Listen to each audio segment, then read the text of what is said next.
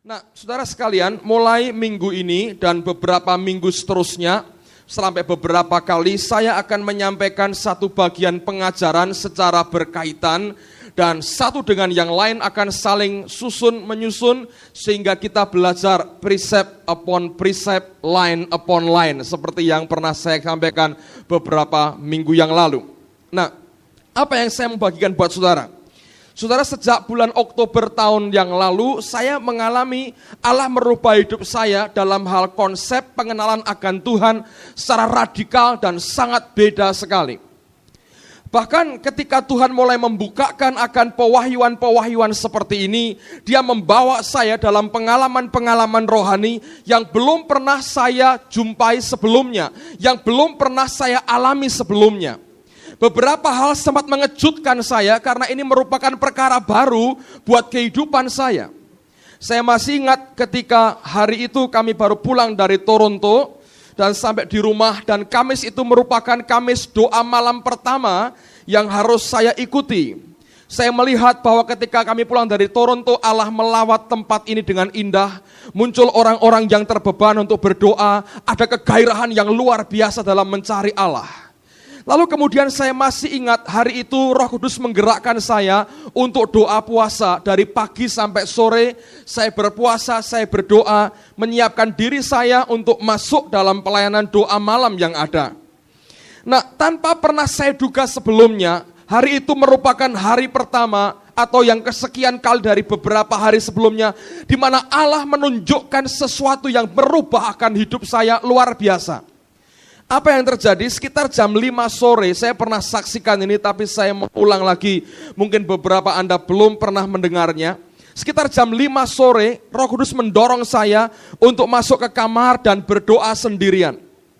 Saya kunci kamar saya duduk. Ketika duduk di lantai, saya mulai berdoa, saya mulai menaikkan sebuah pujian yang isinya mengatakan, Tuhan, biarlah Engkau menguduskan saya, Engkau menyucikan saya. Ketika saya naikkan akan lagu itu, saya mengalami lawatan Tuhan yang sangat khusus, saudara. Mata jasmani saya tidak bisa melihat sebagaimana saya melihat Anda sekalian di sini. Tapi saya bisa melihat dengan mata rohani yang jelas sekali.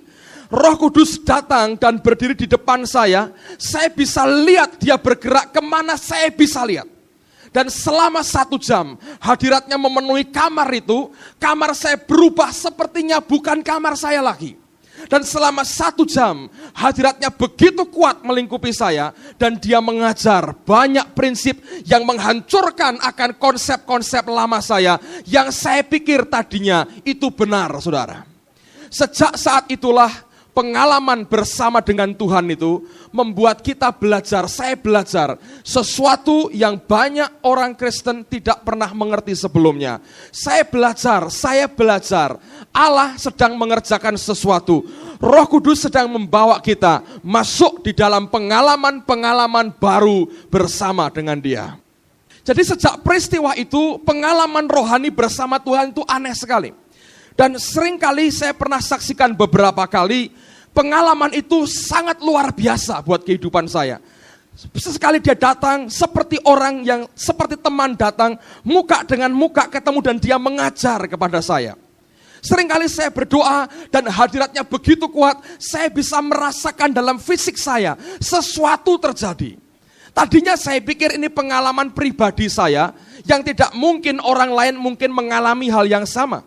Lalu saya baca buku yang ditulis 300 tahun yang lalu. Ada seorang wanita Perancis bernama Madame Guyon yang menuliskan akan pengalaman hidupnya. Dan dia bersaksi ketika dia masuk dalam pengalaman spiritual seperti itu, dia merasakan seperti api yang berkobar, membakar di dalam tubuhnya, dalam kehidupannya. Dan dia berkata api itu memenuhi seluruh kehidupannya. Saya kaget ketika saya baca buku itu. Kemarin saya pinjam bukunya Pak Sigit, ditulis pada abad yang sama, sekitar abad 17, oleh seorang bernama Lawrence, seorang imam Katolik sebetulnya. Dia tinggal di sebuah monasteri, tinggal di sebuah biara, dan dia mengalami pengalaman yang sama dengan Allah. Dan dia berkata, dia merasakan seperti ada aliran listrik yang masuk dalam tubuhnya. Itu bagian dari pengalaman. Sejak Oktober itu, Allah merubah hidup saya. Dia membawa dalam pengalaman-pengalaman rohani, merasakan hadirat Allah, mengizinkan hadiratnya tinggal melingkupi kehidupan saya. Dan saya berkata, Tuhan, apakah ini hanya pengalaman pada beberapa orang, ataukah seharusnya setiap orang percaya juga bisa menerima akan pengalaman yang sama? Tapi kemudian saya belajar sesuatu, saudara. Apa yang kemudian saya dapatkan dari Allah adalah ketika semua itu terjadi, saya akhirnya sadar sesuatu hal. Ini bukan pengalaman 1-2 orang saja, tapi ini bagian dari apa yang Tuhan mau berikan buat gerejanya pada akhir zaman. Nah, saudara sekalian, oleh karena itu, mulai sore hari ini, dan nanti sampai pada beberapa minggu setelah ini, saya tidak tahu entah berapa kali akan selesai apa yang saya bagikan ini. Saya mau bagikan sesuatu yang sangat penting sekali. Dan terutama pada mulai malam ini, saya mau bawa saudara, sampai setiap kita mengalami pada pengalaman, masuk pada pengalaman roh bersama dengan Tuhan. Dan kalau sampai itu terjadi, ada sesuatu yang luar biasa akan melanda kita sekalian. Amin, saudara. Saya percaya ini bukan pengalaman milik 1-2 orang tertentu. Setiap kita, saya cek kemarin dalam kebaktian kaum muda, saya tanya siapa yang pernah berdoa, ini anak-anak remaja, dan ketika kamu berdoa, kamu merasakan hadirat Allah. Sebagian besar angkat tangan, saudara. Artinya ini bukan monopoli 1-2 orang tertentu. Kalau kita mengerti apa yang Alkitab ini ajarkan, prinsip yang Tuhan terapkan dalam kehidupan kita, hal yang sama akan berlaku dalam kehidupan kita. Nah, saya ingin memberikan dasar, dan dasar ini vital. Saudara, ikuti sambil engkau berdoa. Kalau sampai diselewengkan setan bisa bahaya, saudara. Saya dengan berani akan sampaikan ini. Kalau Anda hanya ambil sepotong saja, saudara pikir saya ngajar yang sesat dan aneh. Tapi kalau engkau ngerti sampai pada akhir yang saya sampaikan, saudara akan tahu semua dasarnya firman Tuhan dan bukan karena tafsiran. Oke? Saya mulai dengan ini, saudara. Beberapa hari yang lalu, ada 2 orang hamba Tuhan lulusan sebuah sekolah Alkitab yang datang kepada kami di tempat ini. Setelah mengenalkan diri, pada prinsipnya mereka berbincang-bincang, dan mereka berkata ingin bergabung bersama-sama dalam pelayanan. Lalu kemudian saya berkata begini, kami biasanya kalau ada orang bergabung, tidak langsung datang sebagai hamba Tuhan, terus sama-sama melayani. Karena kita punya background berbeda, pengalaman berbeda, persepsi mungkin berbeda, gaya berbeda juga. Bagaimana kalau saling kenal dulu? Siapa tahu dengan saling kenal, kita akan jadi lebih dekat, lebih akrab, lebih baik begitu. Lalu kemudian dia berkata begini, oh tidak Pak, posisi saya sekarang adalah, saya sudah berdoa, saya yakin tempat saya di JKI. Dan sekarang tinggal saya memilih saja, mau di Semarang, mau Ungaran, mau Kudus, atau mau di Surabaya. Loh, saya bilang tunggu dulu. Ya kamu boleh milih, yang kamu pilih ya kalau mau, kalau enggak mau saya berkata. Ini bukan sepihak, ini 2 pihak harus bicara sama-sama. Dan saya nggak bisa berkata apa-apa hari ini. Saya punya banyak teman yang melayani di sini dan saya mesti bicara dan berdoa bersama-sama dengan mereka dulu. Pada akhir daripada pembicaraan itu, 2 teman ini jujur mengaku begini, Pak, tolonglah saya katanya. Sudah 2 bulan ini saya nganggur, nggak ada pelayanan. Loh, jadi mendesaknya itu karena nganggur, kepingin segera melayani. Ada sisi baiknya, saudara. Kalau dia kepingin segera melayani. Artinya ada kerinduan dalam hidupnya untuk berbuah.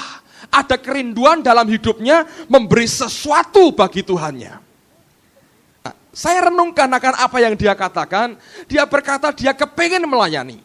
Tentu dia kepingin berbuah hidupnya. Saya berpikir hal yang sama sebetulnya terjadi pada hidup banyak orang Kristen. Pada hakikatnya secara natural kita semua ingin berbuah. Kita semua ingin maju, kita semua ingin menghasilkan perkara-perkara rohani yang besar lewat hidup kita dan dalam kehidupan kita. Orang Kristen yang wajar, yang sehat akan berpikir bagaimana caranya supaya aku bisa berbuah. Nah, tapi persoalannya saudara, perkara rohani itu tidak bisa dihasilkan dengan cara manusiawi. Perkara rohani itu hanya bisa dihasilkan secara murni dan benar dengan cara-cara rohani.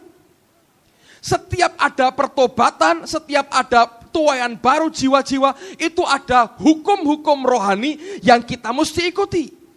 Nah, pada sore hari ini saya akan mulai memberi dasar sebelum nanti saya sampai pada hal-hal praktis dalam minggu-minggu mendatang, bagaimana Anda bisa masuk dalam hadiratnya.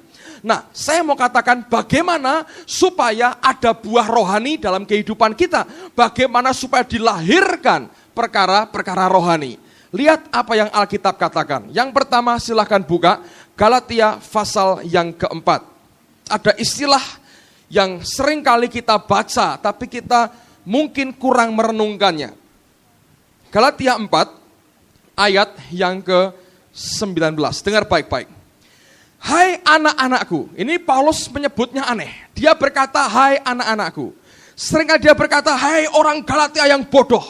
Hai jemaat Korintus. Hai saudaraku, karena kamu, aku menderita sakit bersalin lagi. Sampai rupa Kristus menjadi nyata di dalam kamu.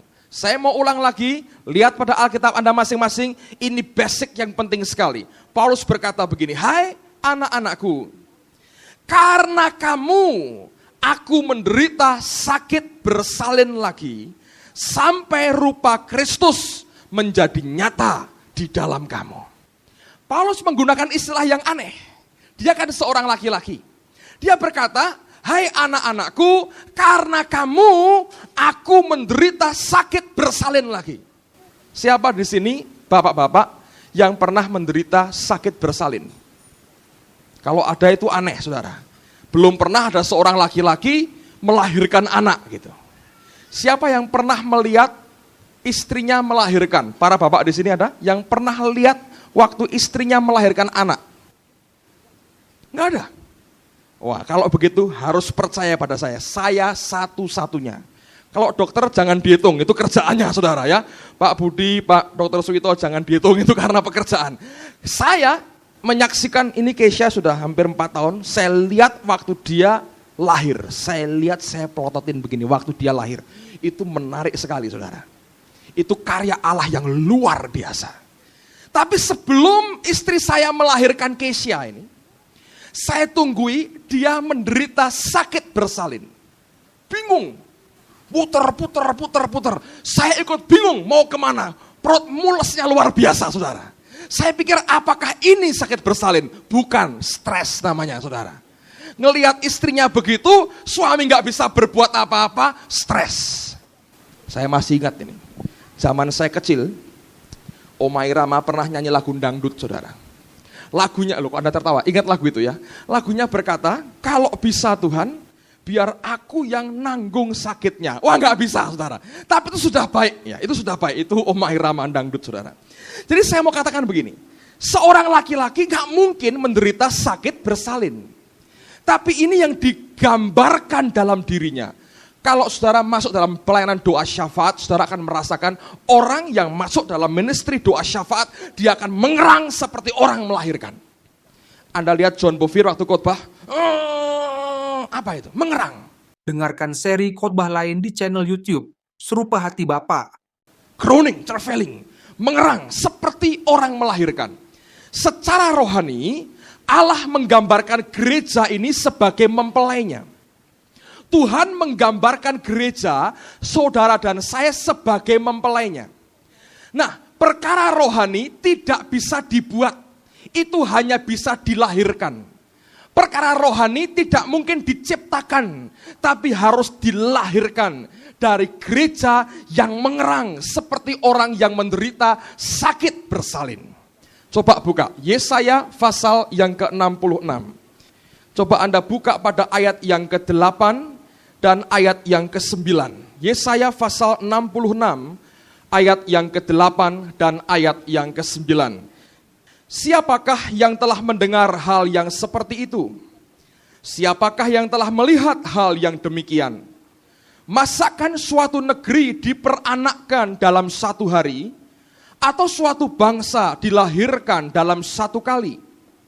Namun baru saja menggeliat sakit, Sion sudah melahirkan anak-anaknya. Siapa Sion itu? Itu orang-orang percaya, kata Mazmur. Masakan aku membuka rahim orang dan tidak membuatnya melahirkan, firman Tuhan. Atau masakan aku membuat orang melahirkan dan menutup rahimnya pula, firman Allahmu. Dengar baik-baik. Seperti Sion yang menggeliat sakit mengerang, kemudian dia melahirkan anak-anaknya. Mazmur berkata, orang yang percaya adalah seperti gunung Sion. Sion adalah orang-orang yang percaya. Digambarkan sebagai seorang ibu yang melahirkan anak-anaknya. Kalau hidup kita mau berbuah, itu perkara rohani. Kalau gereja mau berkembang, itu perkara rohani. Itu harus dimulai dengan gereja, pribadi demi pribadi juga, mesti mengerang, mengandung dan melahirkannya secara rohani. Itu gambarannya, saudara. Dalam hidup kita hal yang sama, sampai berkat materi pun sebetulnya harus dilahirkan dari proses seperti seorang ibu yang melahirkan anak. Sekarang dengar pertanyaan saya, jangan sampai dikotori pikiranmu oleh perkara dunia. Saya berkata sesuatu yang kudus, dengar baik-baik. Sekarang saya mau tanya, seorang istri sebelum dia melahirkan, dia harus apa? Mengandung dulu, betul nggak? Kalau ada istri yang tidak pernah mengandung, tahu-tahu melahirkan anaknya, ada nggak? Nggak ada. Kalau dia mau melahirkan, dia harus mengandung dulu. Oke? Kalau ada seorang ibu baru nikah 1 bulan, terus berkata pada suaminya, ayo ke rumah sakit, kenapa? Aku mau melahirkan. Lah perut lu kecil, ya kepengen aja melahirkan. Bisa nggak, saudara? Nggak bisa kan? Harus ada anak dalam kandungannya. Betul nggak, saudara? Betul kan? Orang sekecil apapun kandungannya, tapi mesti ada anak di dalamnya, gitu. Kalau nggak ada apa-apanya, Anda mau keluarin, ya nggak bisa apa-apa, saudara. Karena nggak ada yang dikeluarkan. Harus hamil dulu, harus mengandung dulu. Jelas itu, ada pertanyaan soal ini, semua percaya begitu. Sebelum melahirkan, harus mengandung dulu. Sekarang, seorang istri kok sampai bisa mengandung? Apa yang harus dia alami? Harus ada yang namanya hubungan intim dengan suaminya. Betul nggak, saudara? Betul nggak? Jangan malu, saya tidak ngomong kotor sama sekali. Saya ngomong sesuatu yang kudus. Betul nggak, saudara? Betul? Bisa nggak tanpa hubungan intim dengan suaminya, dia mengandung? Bisa nggak? Yang bilang tidak bisa, angkat tangan. Tegas, Pak Gaspar, 1, 2, 3, 4, 5, 6. Ini orang-orang suci, hebat. Bisa. Kalau sama orang lain, saudara. Bisa dong. Betul nggak? Tapi anaknya anak apa? Haram, saudara. Dengar baik-baik. Anda pegang ini. Saya nggak ngomong sesuatu yang kotor, makanya saya berdoa, Tuhan menguduskan pikiranmu. Dengar baik-baik. Seorang istri yang melahirkan anaknya, pertama dia harus mengandung dulu. Sebelum mengandung, proses yang harus dia lewati adalah ada hubungan intim dengan suaminya. Hubungan intim dengan suaminya ini membuat dia mengandung. Setelah 9 bulan, kemudian dia melahirkan anak. Sekarang perhatikan apa yang Alkitab ajarkan. Buka surat Efesus, saudara. Saya buka sesuatu yang akan membuat Anda terkejut. Efesus pasal yang ke-5, ayat yang ke-31 dan ayat yang ke-32. Dengar baik-baik, saya bacakan ini buat saudara. Jangan sampai kehilangan satu kata pun dari apa yang firman Tuhan ini katakan. Sebab itu, laki-laki akan meninggalkan ayahnya dan ibunya dan bersatu dengan istrinya, sehingga keduanya itu menjadi satu daging. Lalu kalimat berikutnya, Paulus berkata, rahasia ini besar. Rahasia apa? Rahasia bahwa istri dan suami bersatu, keduanya menjadi satu daging. Dia berkata, rahasia ini besar.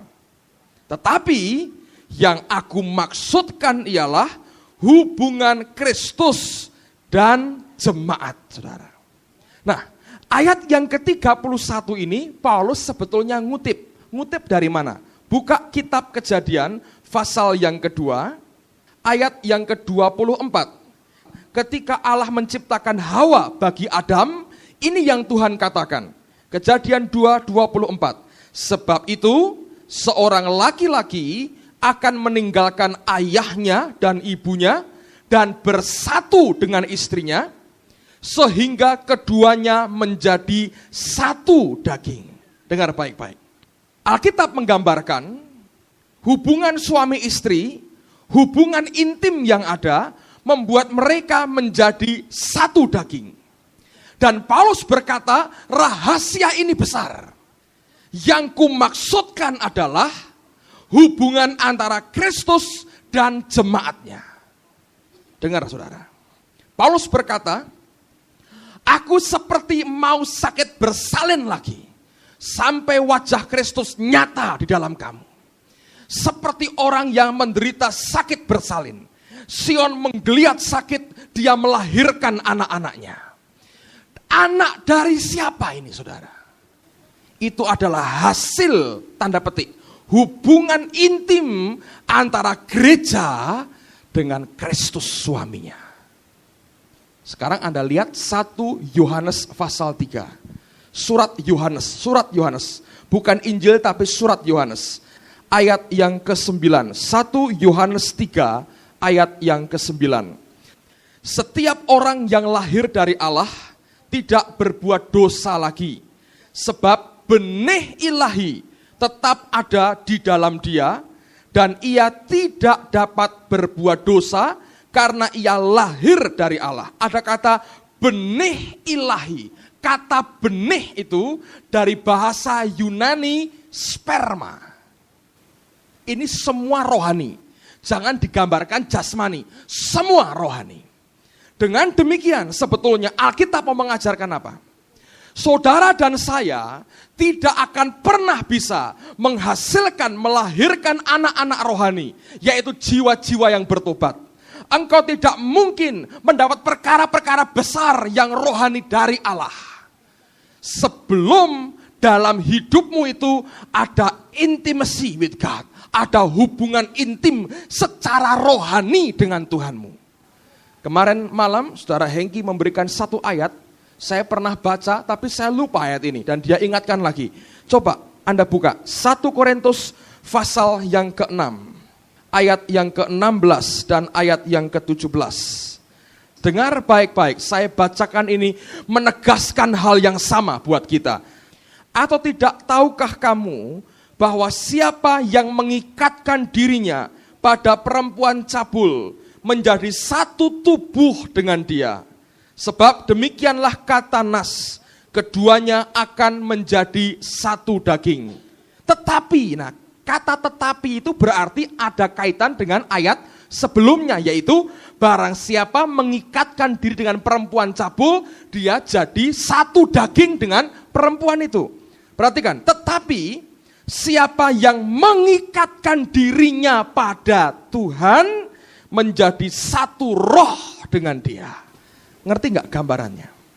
Hubungan pernikahan itu kudus di hadapan Allah. Kenapa? Itu simbol hubungan Allah dan gerejanya. Saya mau ulang lagi, dengar baik-baik dulu saudara.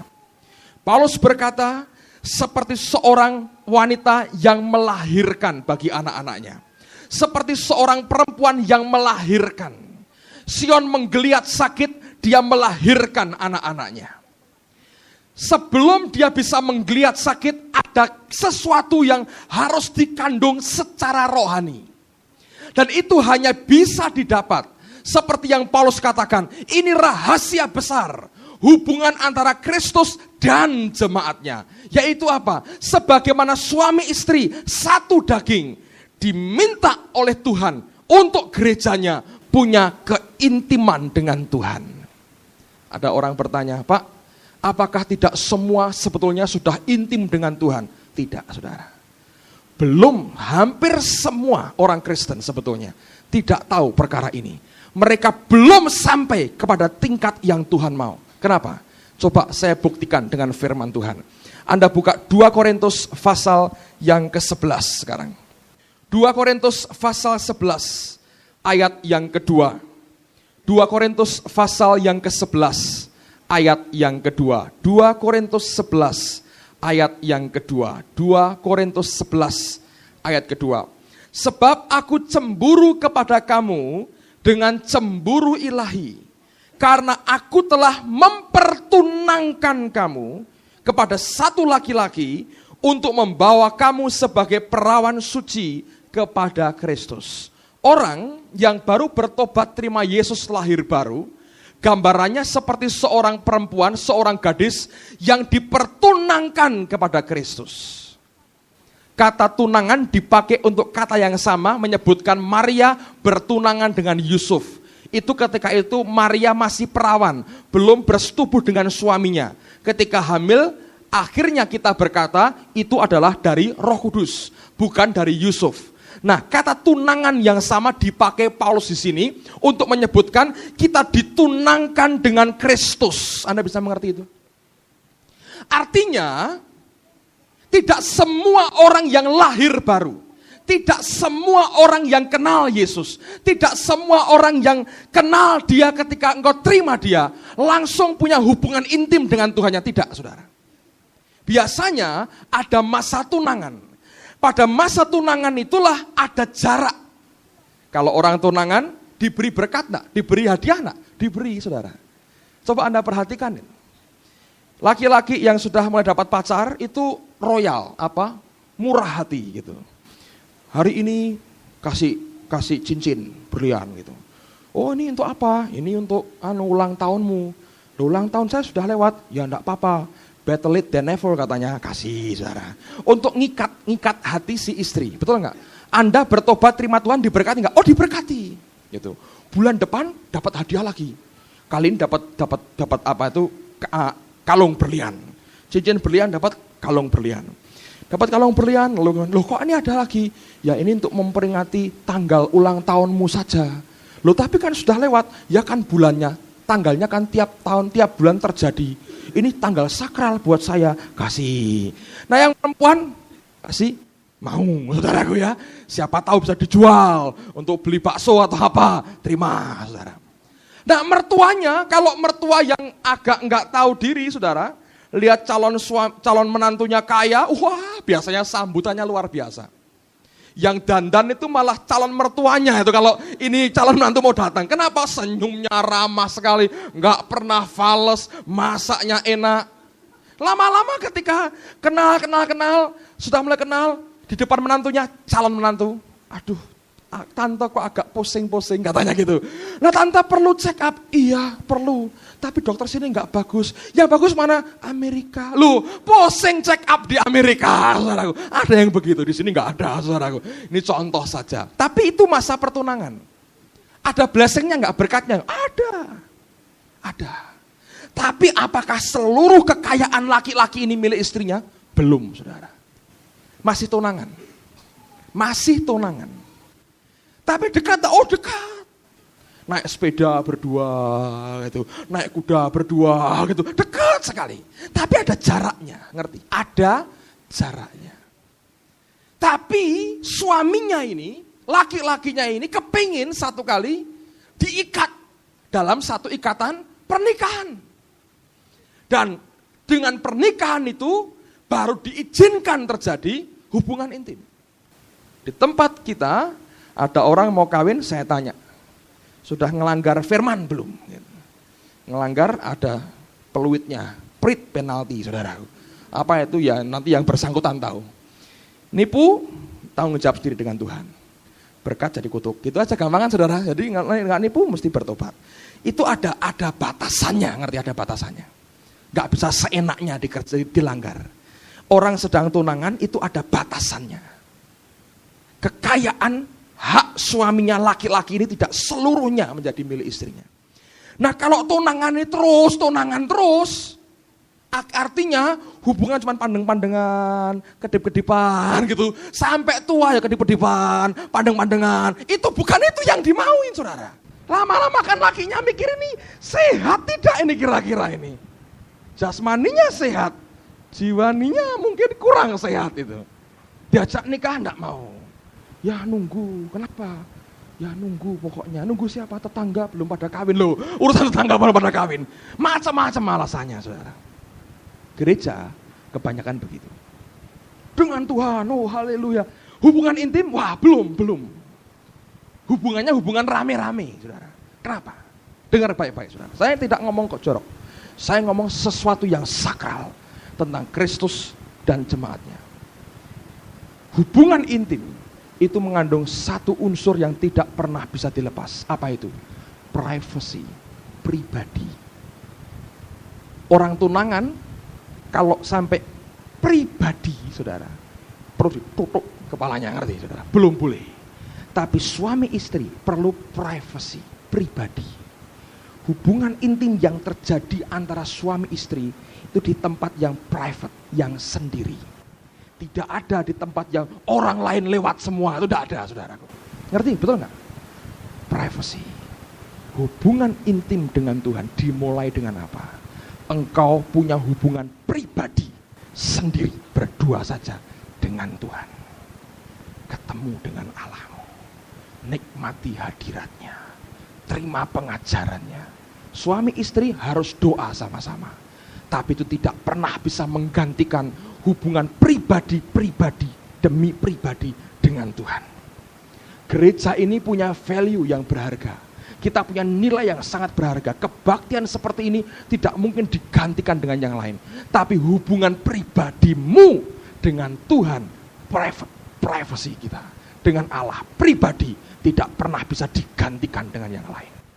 Sebagian besar orang Kristen hanya sampai pada tingkat tunangan dengan Tuhan, belum mau dibawa masuk lebih dalam lagi bersama dengan Tuhan. Yang tahu engkau dan Tuhan sendiri, saudara. Berapa lama engkau sediakan tiap hari dalam hidupmu sendiri dengan Dia? Privacy dijaga antara Allah dengan saudara. Oh ada Pak, saya sendiri dengan Tuhan. Kalau mau bangun pagi itu, bangun sebentar, ngulet sebentar, saya bangun. Lalu saya berkata, ya Tuhan terima kasih. Sudah tidurnya semalam pegel sedikit, gak apa-apa Tuhan. Hari ini berkati semua Tuhan pekerjaan saya. Dalam nama Yesus. Itu kan sudah komplit Pak. Berkati semua. Amin. Kerja saudara. Ada suami istri begitu. Bangun ketemu, hai Pak, haleluya. Pokoknya semua beres Pak. Selesai Pak, bye. Pergi saudara. Masa ada begitu? Ada saudara. Dibutuhkan waktu, dibutuhkan kesungguhan, ketulusan. Suami istri itu begitu. Tapi itu yang tidak didapat oleh Allah. Seringkali bukan seperti itu yang Tuhan mau. Ada lagi orang yang kurang ajar dengan Tuhan. Oh saya berdoa, makan aja saya berdoa, tapi saya praktis orangnya. Loh kok praktis gimana? Oh praktis. Saya belanja biasanya seminggu sekali. Saya belanja, saya kumpulkan sayur, daging. Sebelum akhirnya setelah saya bersihkan semua, masukkan lemari es semua. Terus saya tumpangi tangan lemari esnya. Tuhan, kuduskanlah semua makanan ini. Kami mau terima semua dengan penuh ucapan syukur dalam nama Yesus. Amin. Makan tinggal makan. Kok tidak berdoa? Sudah saya doakan waktu saya belanja katanya. Nah ini kurang ajar saudara. Praktis. Saya ngomong saudara, dengan Tuhan Allah itu mencari seluruhnya total hidupmu. Kalau engkau menikah, istrimu itu total milikmu, suamimu total milikmu.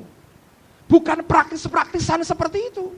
Di Amerika pernah dibuat penelitian, setiap orang butuh meaningful touch beberapa belas kali. Anda masih ingat? Hasto ingat, tertawa dia. Harus ada jamahan yang meaningful, berarti. Setiap istri perlu tuh dilus-lus sedikit gitu, meaningful touch setiap kita gitu.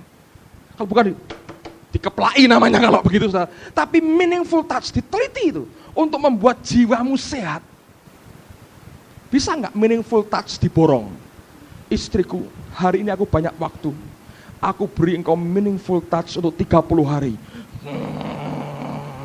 Genap 30 lecet semua, saudaraku, ngerti? Dengan Tuhan nggak bisa juga begitu. Itu mesti keluar dari hati, private, saudara, ngerti nggak? Harus sampai seperti itu. Barang siapa mengikatkan dirinya dengan perempuan cabul, dia satu daging dengan dia. Tetapi barang siapa mengikatkan dirinya dengan Allah, dia menjadi apa? One spirit with him, satu roh dengan dia. Makin kau intim, makin kau dekat dengan dia, oneness, union with God terjadi dalam rohmu, saudara. Lalu kita bisa melahirkan anak-anak rohani dalam hidup kita. Bisa nggak gereja ini dikembangkan dengan cara kita tanpa keintiman dengan Tuhan dari setiap kita? Oh bisa. Sebagaimana seorang istri bisa melahirkan anak tanpa harus dengan suaminya, dengan semua laki-laki, bisa nggak? Bisa. Tapi anak haram, contohnya begini. Ada satu gereja, ini terjadi sungguh di Indonesia. Ini gereja besar, saya pernah cerita. Jemaat yang hadir diberi kartu absensi hadir. Nanti maju sampai di depan pintu, petugas paraf dan stempel gitu. Kalau 52 minggu itu rajin terus, tidak pernah absen sekalipun, dia terima itu. Panci, termos, gelas, piring, sendok, diberi. Dengarkan seri khotbah lain di channel YouTube Serupa Hati Bapa. Terus ada tim besuknya. Tiap orang itu memegang sekian puluh anggota. Siapa yang anggotanya paling rajin dapat hadiah. Kalau ada beberapa orang ya diundi. Lalu hadiahnya apa? Honda Astrea. Itu digantung di mimbar sini. Apa perlu kita buat begitu? Gantung Honda Astrea. Semua paksa anggotanya, ayo kebaktian. Demi apa? Honda Astrea. Kebaktian. Terjadi. Yang cerita ketua majelisnya. Anda bisa bayangkan, yang datang itu anak-anak apa? Haram, saudara. Secara rohani. Orang-orang yang cari barang yang datang. Bukan karena cari Tuhan. Bisa nggak jumlah besar? Bisa. Kenapa tidak? Nggak usah begitulah, kita buat pengumuman. Siapa kebaktian di sini dapat uang 500 rupiah. Ini kan kebak, saudaraku. Bisa. Haram semua anak-anak ini. Jadikan majelis gegeri gereja, saudaraku. Dia pemimpin didol gereja nih sekalian. Menurut saya bisa. Kenapa? Bukan yang dari Allah. Kalau saudara mau perkara besar terjadi lewat hidupmu dan dalam hidupmu, Paulus berkata, dia seperti orang sakit bersalin. Melahirkan anak-anaknya.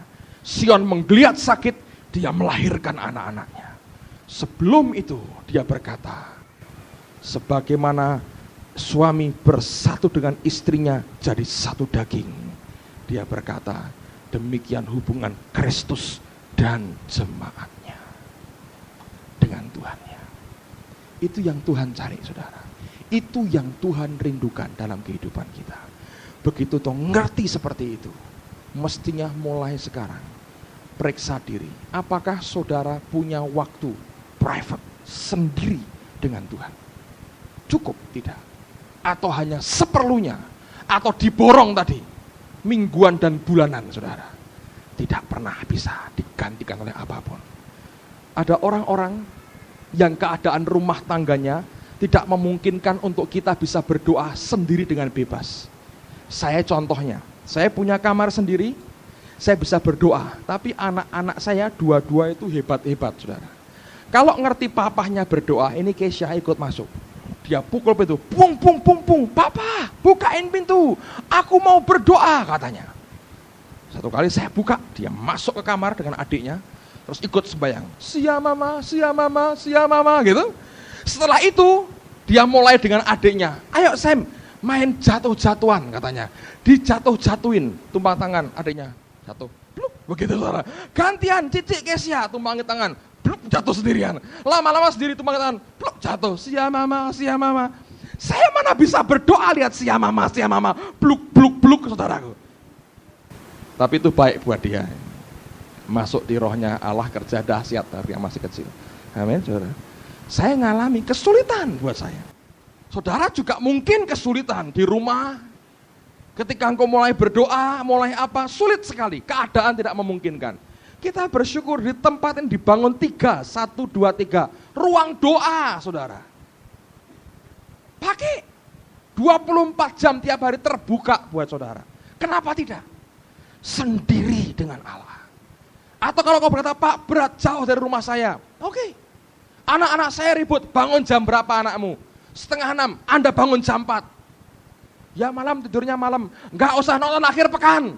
Film di-cut semua, sangkal daging. Tidur lebih awal, bangun lebih pagi, saudara. Wah nggak bisa Pak, bagaimana bisa film sepak bola dan doa? Omong kosong, saya berkata, tidak bisa. Salah satu harus dikorbankan. Praktis. Tanpa keintiman dengan Tuhan, nanti hasilmu haram semua. Termasuk berkat jasmani, bisnis saudara. Kalau itu hasil keintimanmu dengan Allah, semua yang lahir lewat hidupmu itu dari Allahmu. Termasuk berkat-berkat jasmani, keuangan, pekerjaan, bisnis kita, semua dari Tuhan. Dan berkat itu tidak pernah bisa merusak hidup kita atau jadi kutuk. Tapi kalau karena keintiman kita dengan dunia, kita halalkan semua cara, kita pakai kekuatan manusia kita sendiri, uang juga datang. Tapi merusak kehidupan kita. Menarik engkau mundur dari Tuhan. Keintiman dengan Allah akan menghasilkan perkara-perkara rohani yang besar dalam hidupmu. Sekarang saya mengerti. Coba Anda buka ayat yang terakhir. Yohanes pasal yang ke-15. Ya, Yohanes pasal yang ke-15. Saya bacakan mulai ayat yang pertama sampai dengan ayat yang ke-8. Yohanes 15 ayat yang pertama sampai dengan ayat yang ke-8. Alkitab berkata demikian. Akulah pokok anggur yang benar, dan Bapakulah pengusahanya. Setiap ranting padaku yang tidak berbuah, dipotongnya, dan setiap ranting yang berbuah dibersihkannya, supaya ia lebih banyak berbuah. Kamu memang sudah bersih karena firman yang telah kukatakan kepadamu. Tinggallah di dalam aku, dan aku di dalam kamu. Sama seperti ranting tidak dapat berbuah dari dirinya sendiri, kalau ia tidak tinggal pada pokok anggur. Demikian juga kamu tidak berbuah, jikalau kamu tidak tinggal di dalam aku. Akulah pokok anggur dan kamulah ranting-rantingnya. Barang siapa tinggal di dalam aku dan aku di dalam dia, ia berbuah banyak. Sebab di luar aku, kamu tidak dapat berbuat apa-apa. Barang siapa tidak tinggal di dalam aku, ia dibuang keluar seperti ranting dan menjadi kering, kemudian dikumpulkan orang dan dicampakkan ke dalam api, lalu dibakar. Jikalau kamu tinggal di dalam aku dan firmanku tinggal di dalam kamu, mintalah apa saja yang kamu kehendaki dan kamu akan menerimanya. Dalam hal inilah Bapakku dipermuliakan, yaitu jika kamu berbuah banyak, dan dengan demikian kamu adalah murid-muridku. Lihat, anggur, pokok dan rantingnya itu susah dibedakan. Sama kecilnya, itu tanaman sulur-suluran, saudara. Ngerti? Pokok dan rantingnya susah dibedakan. Nyatu. Dan Yesus berkata, akulah pokoknya, kamu ranting-rantingnya. Kalau kamu tinggal dalam aku dalam kamu. Gimana gambarkannya, saudara? Katakanlah Yesus sebuah lingkaran, dan kita lingkaran berikutnya. Lingkaran pertama berkata, aku dalam kamu. Oke, yang pertama di dalam yang B, yang A yang dalam B. Tapi B di dalam A. Gimana gambarkannya? Aku dalam kamu, kamu dalam aku. Yang paling bisa kita buat adalah satu lingkaran. Cuma ngerti, saudara? Union with God, satu. Dan dia berkata sampai berkat jasmani, apa yang kamu minta, aku berikan kepadamu. Hebat nggak Tuhan? Banyak buah, walaupun itu buah haram kau kerjakan semua. Jangan, saudara. Sekarang saya ulang. Ketika engkau bertobat, engkau ditunangkan dengan Kristus. Ketika engkau memberikan hidup dan waktumu kepada Allah, engkau mulai kenal intimacy with God, hubungan intim dengan Tuhan. Tidak mungkin didapat satu kali, dua kali. Itu merupakan hal yang terus kita harus build dalam hidup kita sampai ada keintiman dengan Tuhan. Keintiman dengan Allah membuat kita bisa merasakan hadiratnya, urapannya, kuasanya bekerja dalam dan lewat kehidupan kita. Membuat kita mengandung perkara-perkara rohani.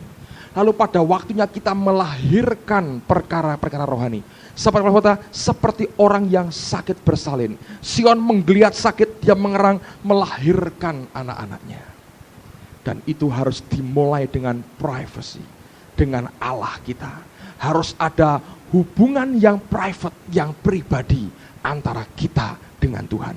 Tidak mungkin kita berkata, oh aku intim dengan Tuhan. Ya kapan? Di mobil aku ngomong-ngomong, itu betul saudara. Tapi tidak pernah bisa menggantikan ketika engkau duduk sendiri bersama dengan Tuhanmu untuk menjalin keintiman dengan Dia. Ketika engkau merasakan akan hadiratnya, dibawa masuk lebih dalam mengenal akan Yesusmu. Yang tahu akan keadaan kita hari ini adalah saudara sendiri dan Tuhan. Saya berdoa ini merupakan dasar. Sebelum minggu depan saya akan bawa saudara lebih jauh. Bagaimana kita bisa masuk dalam hadiratnya. Hal-hal praktis apa yang perlu kita ketahui.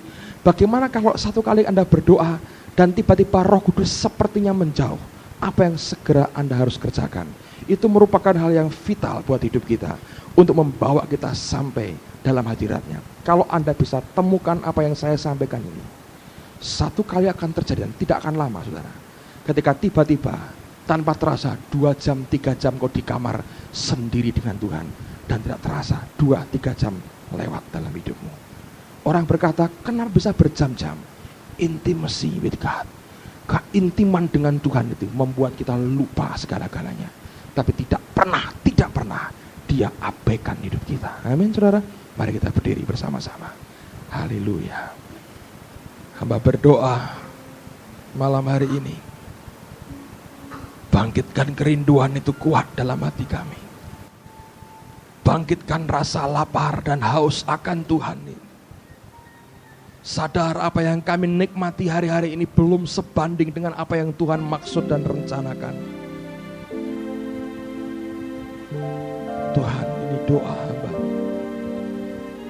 Bangkitkan kerinduan dalam hati kami. Beberapa saudara mungkin berat. Tapi kesanggupan itu bukan dari kami Tuhan. Kesanggupan itu datang dari Engkau sendiri. Roh Kudus, Engkau mengerti akan hati kami masing-masing saat ini. Hamba minta dekap kami, setiap kami dengan hadirat-Mu ya Roh Kudus. Beri Tuhan. Jangan lewatkan seorang pun. Mulai malam ini apa yang kami dengar jadi bagian dari hidup kami Tuhan. Bukan sesuatu yang kami dengar biasa, tapi jadi milik kami.